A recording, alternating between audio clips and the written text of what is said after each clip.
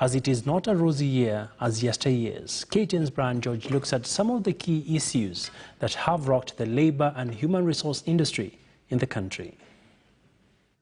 It's another year living with the pandemic that has shaken the very foundations of human existence.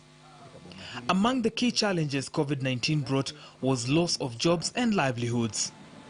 Some careers were declared obsolete, others suspended, and on the brighter side, others saw opportunities to stand the test of time and flourish.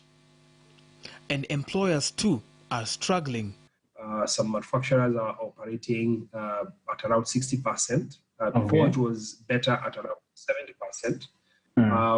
Immediately after COVID kicked in, we saw heavy reduction in production capacities, and especially in the category that was referred to as non-essential manufacturers. All this occasioned by slow flow of supplies from manufacturers, logistics and more suppliers, which resulted in lowering of demand for various products. The Federation of Kenyan Employers equally concerned at the devastating effects the pandemic has brought. And the stoppage of work in some very critical sectors of this economy, because Kenya is largely agricultural, we are manufacturing, we are an economy that requires to be operating on a 24-hour basis, and the country is interdependent. So when you lock up the 5 counties, which is the heart of the economy, then it means that everything is in a slowdown.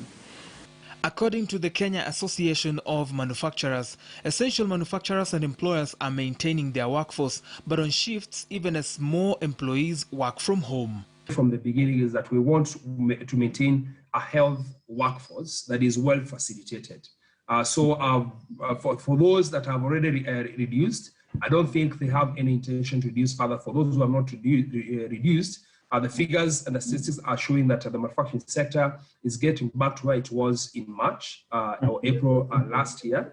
Subsequently, we are not likely to see the reduction of that. Great. We've seen workers agreeing to take pay cuts, agreeing to work maybe 2 days a week and rest 3 days a week.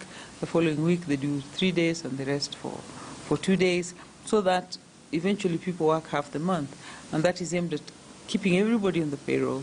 Technological disruptions will still largely affect the work and organizational culture. Employers hold that the government policy on working from home should be well defined to enable workers work in the right framework and still be productive. Brian George, TNO, KTN News, Nairobi. Well, that's where we want to wrap it up on the business news. Well, thank you for your valued company. Coming up next is our Swahili team with more news from across the country.